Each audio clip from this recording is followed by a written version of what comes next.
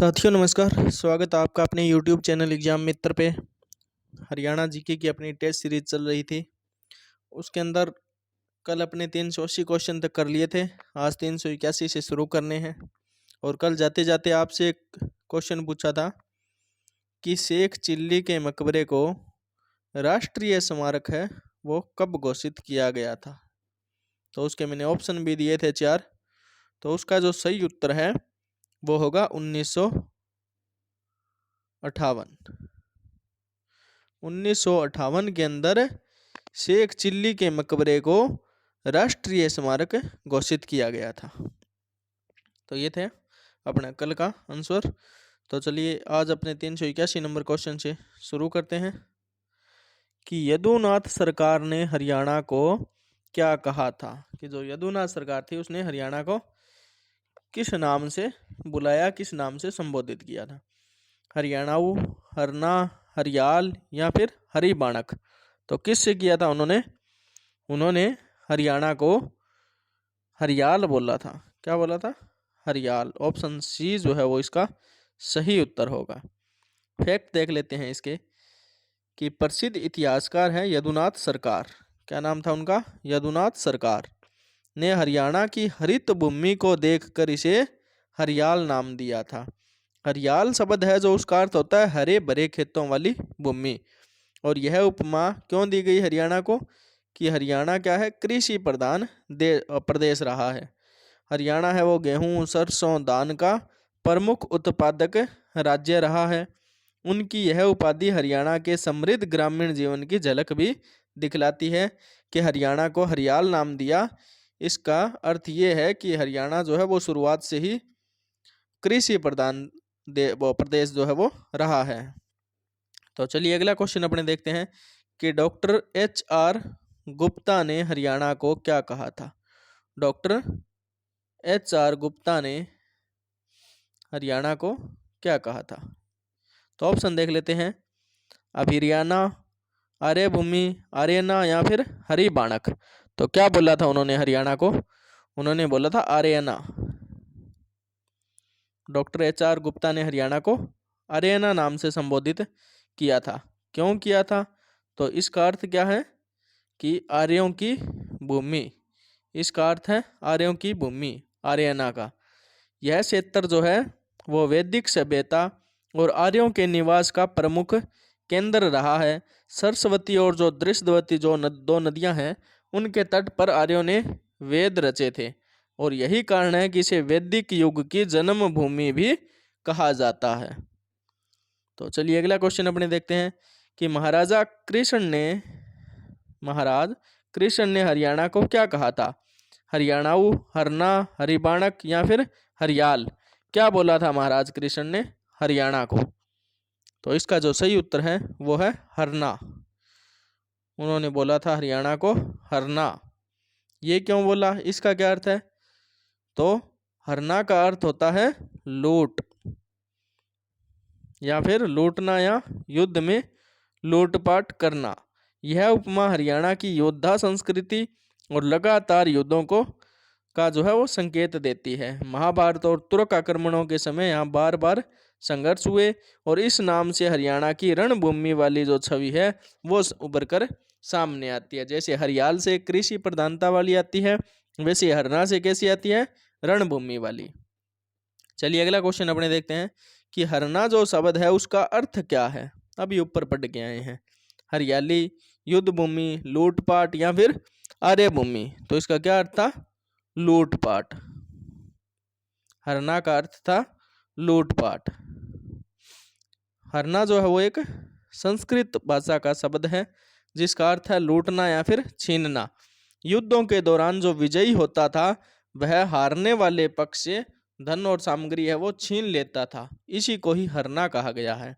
हरियाणा क्षेत्र ऐतिहासिक रूप से कई आक्रमणों और युद्धों का गवाह रहा है और यह नाम उसी परिप्रेक्ष्य में हरियाणा को दिया गया है, हरना नाम। चलिए अगला क्वेश्चन देखते हैं कि GC अवस्थी के अनुसार हरियाणा की उत्पत्ति कहाँ से मानी जाती है। तो GC अवस्थी के अनुसार कहाँ से मानी जाती है हरियाणा की उत्पत्ति? पुराणों से, महाभारत से, ऋग्वेद से या फिर मनुस्मृति से। तो कहाँ से मानी जाती है? तो इसका सही उत्तर होगा ऋग्वेद से। जिस अवस्थी के अनुसार हरियाणा की उत्पत्ति जो है वो ऋग्वेद से मानी जाती है। ऋग्वेद में वर्णित सरस्वती और द्रष्टवती जो दो नदियां हैं वो कहाँ से जुड़ी हुई है? हरियाणा से। और सप्त सिंधु का जो क्षेत्र है, यह इलाका वैदिक यज्ञों का स्थल रहा है और यह दर्शाता है कि हरियाणा जो है वो वैदिक आर्य संस्कृति की गहरी जड़ें रखता है। यानी गहराई से आर्य संस्कृति जो है या वैदिक संस्कृति जो है उससे हरियाणा जुड़ा रहा है। चलिए अगला क्वेश्चन देखते हैं कि डॉक्टर बुद्ध प्रकाश ने हरियाणा को क्या कहा था? डॉक्टर बुद्ध प्रकाश ने हरियाणा को क्या कहा था? आर्यभूमि, हरिबाणक, अभिरियाणा या फिर हरना? तो क्या बोला था उन्होंने? अभिरियाणा, अभिरियाणा बोला था। ऑप्शन सी जो है वो इसका सही उत्तर होगा। क्यों बोला था? तो यह है कि यहाँ यह नाम जो है वो अभीर जाति के नाम पर पड़ा जो इस क्षेत्र के अंदर रहती थी। और अभिरियाणा है उसका तात्पर्य क्या है? अभीरों की भूमि, यानी अभीर जाति के जो लोग रहते थे उन्हीं के नाम पर ही इस क्षेत्र का नाम अभिरियाणा रखा गया। इससे यह सिद्ध होता है कि हरियाणा जो है वो विविध जनजातियों का निवास स्थल भी रहा है। चलिए अगला क्वेश्चन देखते हैं अपने कि डॉक्टर राहुल सांकृत्यान ने हरियाणा को क्या कहा था? क्या कहा था इन्होंने? हरिबाणक, हरिदानक्या, हरियाणाऊ या फिर हरना? तो इन्होंने क्या बोला था? तो इन्होंने ऑप्शन बी जो है हरिदानकाया, ये जो है राहुल सांकृत्यान ने हरियाणा को संबोधित किया था। इसका अर्थ क्या है कि राहुल जो सांकृत्यान थे वो महान इतिहासकार रहे हैं और घुमक्कड़ रहे हैं। तो उनका एक पाठ भी है ना, लाहसा की ओर, तो वो उनकी यात्रा वृतांत है वो लिखते थे अपने। तो राहुल सांकृत्यान ने हरियाणा को हरिदानक्या कहा है, जिसमें हरि का अर्थ क्या है? भगवान विष्णु, दान्य का अर्थ है अन्न और काया का अर्थ क्या है? शरीर, यानी भगवान की भी भूमि है और यहाँ अन्न भी भरपूर मात्रा में। तो यह नाम क्या है? हरियाणा की समृद्धि है, हरियाली है या फिर कृषि वैभव का प्रतीक है। तो चलिए अगला क्वेश्चन अपने देखते हैं कि सकंद पुराण जो है उसमें हरियाणा को क्या कहा गया है? सकंद पुराण में हरियाल, हरिबाणक, अभिरियाणा या फिर आर्यना? तो क्या कहा गया है सकंद पुराण में? तो सकंद पुराण में हरियाल जो है, हरियाणा को हरियाल कहा गया है। तो क्यों कहा गया हरियाल? ये तो मैंने पहले ही बता दिया, यानी हरी भरी भूमि जो कृषि प्रधानता को दर्शाती है। तो 9वीं सदी में लिखे गए सकंद पुराण में हरियाणा को हरियाल कहा गया है। और हरियाल जो शब्द है वो हरियाणा की हरियाली और उपजाऊ भूमि जो है उसको दर्शाता है। यह क्षेत्र आरंभ से ही कृषि और सभ्यता का केंद्र रहा है। और सकंद पुराण जो है वो एक प्रमुख हिंदू ग्रंथ है जो तीर्थों का वर्णन करता है। चलिए अगला क्वेश्चन अपने देख लेते हैं। क्वेश्चन नंबर 389 कि पुष्पदंत ने 10वीं सदी में हरियाणा को क्या कहा था? 10वीं सदी के अंदर पुष्पदंत ने हरियाणा को किस नाम से संबोधित किया था? हरिबाणक, हरियाणाऊ, हरना या फिर हरियाल? तो उन्होंने क्या बोला था? तो उन्होंने बोला था हरियाणाऊ। तो ऑप्शन बी जो है वो इसका सही उत्तर होगा कि 10वीं सदी के प्रसिद्ध लेखक रहे हैं पुष्पदंत। उन्होंने अपनी रचना में हरियाणा को हरियाणाऊ कहा और यह नाम हरियाणा के पुराने भाषाई रूप को दर्शाता है। इससे स्पष्ट है कि यह नाम ऐतिहासिक रूप से बहुत ज़्यादा पुराना है और पुष्पदंत की रचनाएं जैन साहित्य में मानी जाती हैं, कि उनकी जो रचनाएं हैं उनका संकलन किस में है? जैन साहित्य के अंदर किया गया है। कि पुष्पदंत की किस पुस्तक में हरियाणा को हरियाणाऊ कहा गया? तो उस पुस्तक का नाम बताना है कि किस में कहा गया। जैन चरित, सकंद पुराण, महापुराण या फिर ऋग्वेद? तो किस में कहा गया? महापुराण में। तो ऑप्शन सी जो है वो इसका सही उत्तर होगा, महापुराण में कहा गया। तो उनकी रचना है महापुराण जिसमें हरियाणा को हरियाणाऊ कहा गया है और यह पुस्तक जैन धर्म की प्रमुख धार्मिक पुस्तकों में से भी एक है। और इससे यह सिद्ध होता है कि हरियाणा के ऐतिहासिक अस्तित्व है वो 1000 वर्षों से भी ज़्यादा पुराना है। यह शब्द कालांतर में हरियाणा बन गया, यानी इसी का ही शुद्ध रूप जो धीरे धीरे बोलने के अंदर हरियाणाऊ को बोलते बोलते ये हरियाणा बन गया। तो चलिए अगला क्वेश्चन देखते हैं अपने कि हरसचरित में हरियाणा को क्या कहा गया है। हरसचरित में हरियाणा को क्या कहा गया? हरिबाणक, हरियाणाऊ, श्रीकंठ जनपद या फिर हरना। तो क्या बोला गया है? श्रीकंठ जनपद। तो ऑप्शन सी जो है वो इसका सही उत्तर है। तो हरसचरित जो है एक प्रसिद्ध संस्कृत गद्य काव्य है और इसे बाण भट्ट ने हर्षवर्धन के जीवन पर लिखा था। तो हर्षवर्धन किसकी रचना है? बाण भट्ट की। ये भी क्वेश्चन पूछा जा सकता है। इसमें हरियाणा क्षेत्र को क्या कहा गया है? श्रीकंठ जनपद। और श्रीकंठ जो है वो शिव का एक नाम है और यह क्षेत्र जो है वो शिव भक्ति से जुड़ा रहा है। इससे पता चलता है कि यह भूमि धार्मिक और सांस्कृतिक रूप से समृद्ध थी। चलिए अगला क्वेश्चन देखते हैं कि हरसचरित पुस्तक है वो किसकी रचना है। अभी पीछे बता के आए हैं पिछले क्वेश्चन में कि किसकी है? कालिदास, बाण भट्ट, तुलसीदास या फिर विशाख दत्त। तो किसकी रचना है ये? बाण भट्ट की। बाण भट्ट की रचना है हरसचरित। तो बाण भट्ट है वो सम्राट हर्षवर्धन के राजकवि थे। तो उन्होंने इनके लिए एक रचना लिखी जिसका नाम क्या था? हरसचरित। उन्होंने हरसचरित और कादम्बरी जैसी महत्वपूर्ण रचनाएं लिखी। हरसचरित में हर्षवर्धन की जीवनी के साथ उस काल के समाज, संस्कृति, युद्ध आदि का भी वर्णन देखने को मिलता है। यह हरियाणा के इतिहास को समझने का एक प्रमुख स्रोत है। चलिए अगला क्वेश्चन देखते हैं कि आर्यों द्वारा हरियाणा को क्या कहा गया था।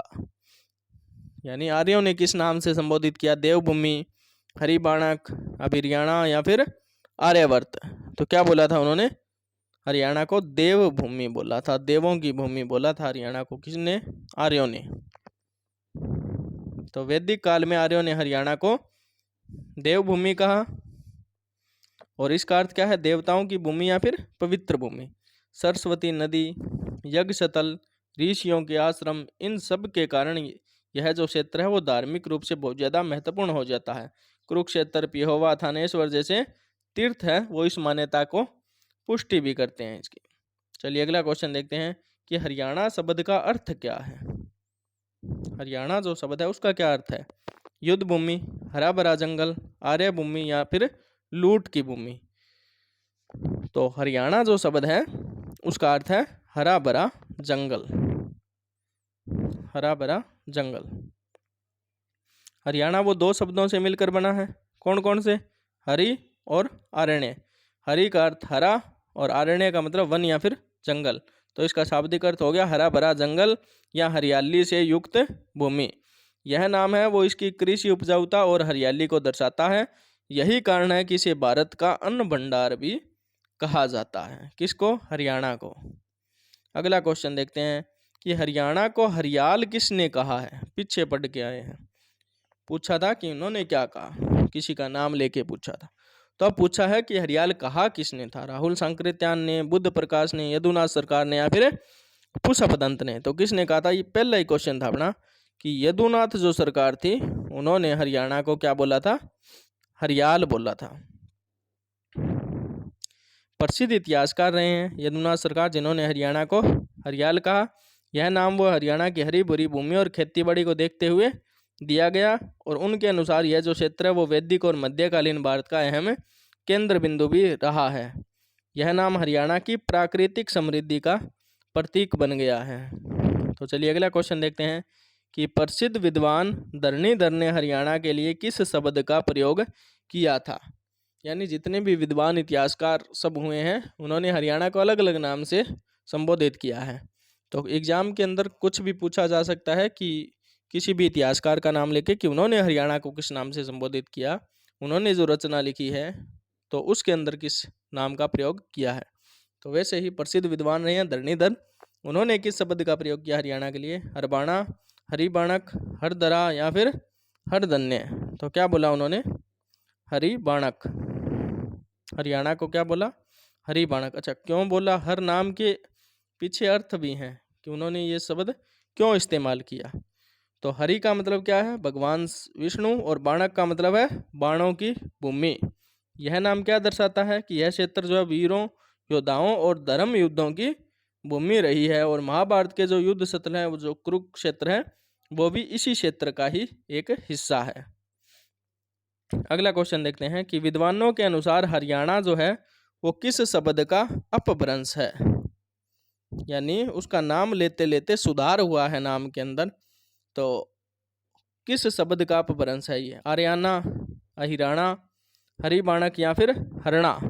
तो किसका है? अहिराणा। जो अहिराणा शब्द है उसी का ही अपभ्रंश जो रूप है वो क्या है? हरियाणा है। ये कुछ विद्वानों का मानना है। अहीर जो है एक प्रमुख जाति थी जो इस क्षेत्र में निवास करती थी, और अहिराणा का जो तात्पर्य वो क्या है? अहीरों की भूमि। आज भी हरियाणा के जो मेवात है, रेवाड़ी, इन क्षेत्रों में अहीर समुदाय का दबदबा है, यानी अहीर समुदाय भारी मात्रा में यहाँ रहते हैं।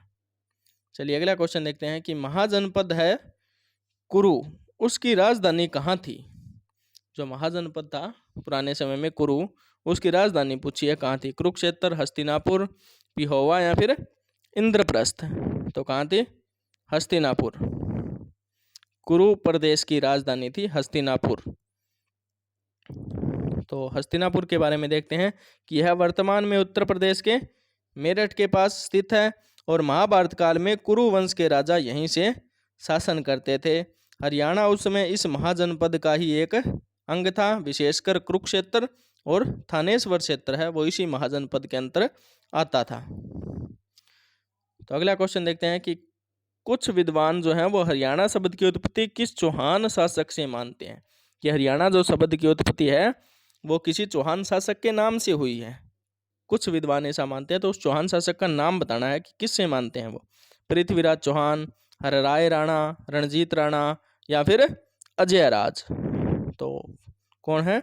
तो देखो हरियाणा नाम से मिलता जुलता नाम जो है वो हरराय राणा, इनसे मानते हैं कि एक चौहान शासक रहे हैं, और हरियाणा की जो उत्पत्ति है वो हरराय राणा के नाम से ही ये हरियाणा नाम बना है। तो यह नाम धीरे धीरे क्या हुआ? पहले हरराय राणा से हर्राणा हुआ, और फिर ऐसे ही ये नाम धीरे धीरे हरियाणा बन गया। यह मत प्रचलित तो नहीं, लेकिन लोक परंपराओं में मिलता है, यानी कुछ विद्वान इसे मानते हैं। इससे हरियाणा की राजनीतिक विविधता का भी आभास हमें होता है। तो चलिए अगला क्वेश्चन देखते हैं कि राजस्थान के किस स्थान से प्राप्त अभिलेख में हरियाणा की जो राजधानी है वो दिल्ली बताई गई है? राजस्थान के अंदर से एक अभिलेख मिला है जिसमें हरियाणा की राजधानी क्या बताई गई है? दिल्ली। तो पूछा है कि वो अभिलेख कहाँ से मिला था? चित्तौड़गढ़, जयपुर, लाडनू या फिर नागौर से? तो कहाँ से मिला था? लाडनू। लाडनू से मिला अभिलेख में हरियाणा की राजधानी दिल्ली बताई गई है। यह अभिलेख जो है वो मध्यकालीन इतिहास में दिल्ली के महत्व को दर्शाता है। हरियाणा और दिल्ली का जो संबंध है वो ऐतिहासिक रूप से बहुत ही ज़्यादा गहरा रहा है, और दिल्ली लंबे समय तक भारत की प्रमुख राजधानी है वो रही है। तो चलिए अगला क्वेश्चन देखते हैं कि हरियाणा में पवित्र मानी जाने वाली नदियाँ दृष्टवती और कौन सी है? एक तो है दृष्टवती, और दूसरी कौन सी है ये पूछा है। यमुना, घग्गर, सरस्वती या काली? तो कौन सी नदी है वो? सरस्वती। दृष्टवती और सरस्वती नदियां हैं वो हरियाणा की सबसे पवित्र माने जाने वाली नदियां हैं। फैक्ट देख लेते हैं इसके थोड़े कि ये दोनों नदियां जो है वो वैदिक काल में हरियाणा की प्रमुख नदियां थी, और सरस्वती को वेदों में सबसे पवित्र नदी माना गया है। और आर्यों ने बताते हैं कि इन्हीं नदी के तट पर जो वेदों की स्थापना की थी। इन नदियों के किनारे ही ऋषि मुनियों के यज्ञ और आश्रम भी स्थित थे। वर्तमान में सरस्वती नदी है वो सूख चुकी है, परंतु इसका अस्तित्व हरियाणा के कई स्थानों पर खोजा गया है, जैसे सिसमौर या पिहोवा क्षेत्र के अंदर सरस्वती नदी का अस्तित्व अभी भी देखा गया है। सरस्वती को फिर से पुनर्जीवित करने के लिए राज्य सरकार प्रयास भी कर रही है। तो चलिए अगला क्वेश्चन देखते हैं कि हरियाणा की सबसे प्राचीन धार्मिक इमारत जो है वो कौन सी है? इमारत बताना है, धार्मिक इमारत कौन सी है? शेख चिल्ली का मकबरा, सुभाष मस्जिद, चनेष्टी ग्राम का बौद्ध स्तूप या फिर भिवानी की रंगीसा मस्जिद? तो कौन सी है? तो वो है चनेष्टी ग्राम का बौद्ध स्तूप जो है वो हरियाणा की सबसे प्राचीन धार्मिक इमारत है। देखो धार्मिक, इस नाम का ध्यान रखना है कि धार्मिक इमारत पूछी है तो क्या लगाओगे? चनेष्टी ग्राम का बौद्ध स्तूप। यह बौद्ध स्तूप है वो यमुनानगर जिले के चनेष्टी गांव में स्थित है। इसे मौर्य काल लगभग 3री शताब्दी ईसा पूर्व का माना जाता है।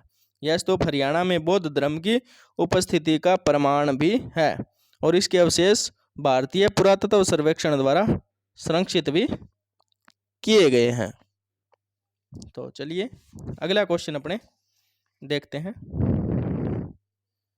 कि चनेष्टी का जो बौद्ध स्तूप है वो हरियाणा में कहाँ स्थित है। पीछे ऊपर फैक्ट के अंदर बताया भी है कि कुरुक्षेत्र, यमुनानगर, सिरसा या फिर हिसार। तो कहाँ है ये? तो क्वेश्चन नंबर 403 इसका सही उत्तर होगा यमुनानगर के अंदर है ये। तो ऑप्शन बी इसका सही उत्तर है।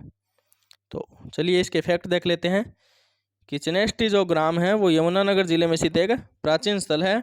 यहाँ स्थित बौद्ध स्तूप बौद्ध धर्म के फैलाव का एक प्रमाण है और यह स्थान खुदाई में प्राप्त अवशेषों के कारण ऐतिहासिक रूप से बहुत ही ज़्यादा महत्वपूर्ण भी है। यह जो स्तूप है वो कभी बौद्ध भिक्षुओं का धार्मिक और ध्यान स्थल भी रहा होगा, ऐसा माना जाता है। तो चलिए अगला क्वेश्चन देखते हैं।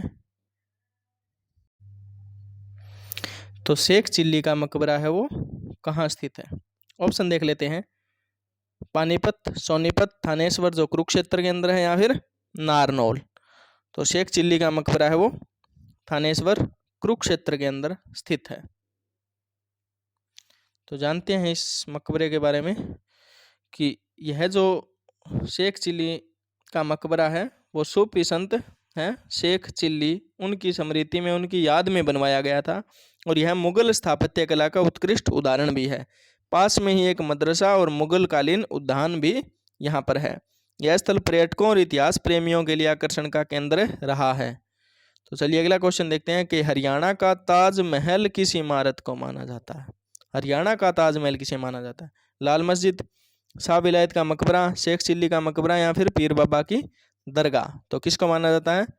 अभी जो ऊपर पढ़ गए हैं शेख चिल्ली का मकबरा, इन्हें हरियाणा का ताजमहल भी माना जाता है।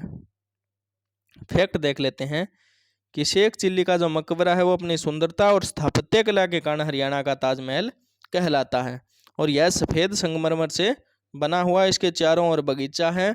यह मकबरा मुगल वास्तुकला का प्रमुख उदाहरण है और यह थानेश्वर कुरुक्षेत्र के अंदर स्थित है। तो चलिए अगला क्वेश्चन देखते हैं कि शाह विलायत का मकबरा है वो कहाँ स्थित है? शाह विलायत का मकबरा कुरुक्षेत्र, नारनौल, कैथल या फिर रेवाड़ी। तो कहाँ है? नारनौल के अंदर। ऑप्शन बी जो है वो इसका सही उत्तर होगा। शाह विलायत एक मुस्लिम संत थे जिनकी याद में यह मकबरा नारनौल महेंद्रगढ़ में स्थित है और इनका निर्माण है वो मुगल काल में हुआ और यह भी स्थापत्य कला का एक बहुत ही सुंदर उदाहरण है। नारनौल है वो मुगल काल में एक महत्वपूर्ण नगर रहा और यहाँ कई अन्य मकबरे और ऐतिहासिक स्मारक भी मौजूद हैं।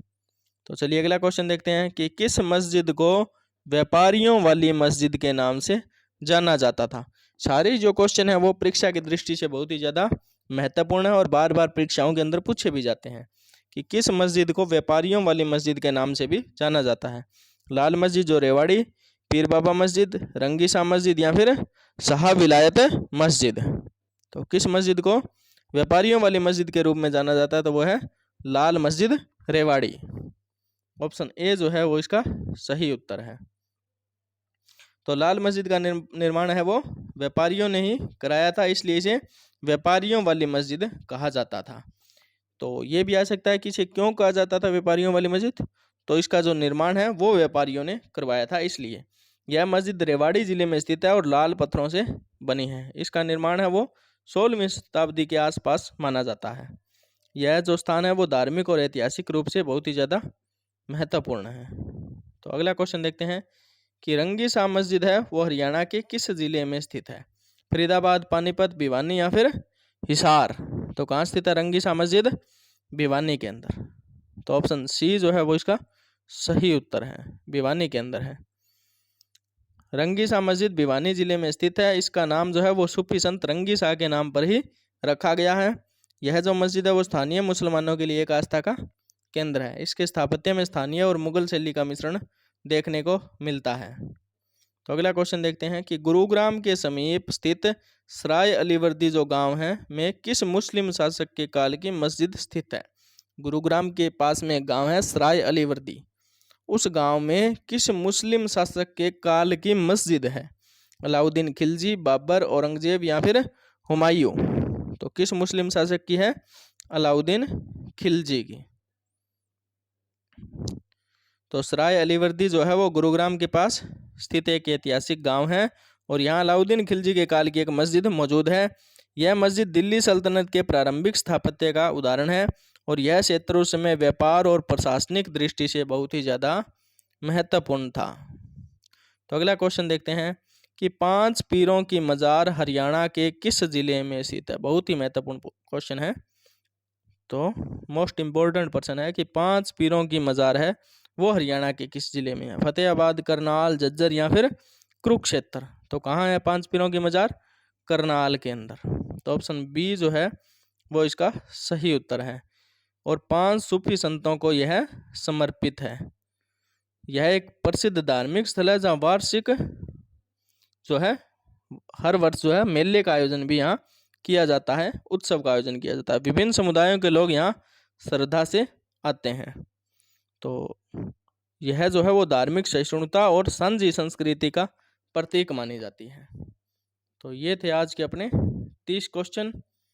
तो कल जो क्वेश्चन पूछा था उसका आंसर मैंने कर दिया है कि शेख चिल्ली के मकबरे को राष्ट्रीय स्मारक कब घोषित किया गया था? तो उसका उत्तर था 1958 के अंदर।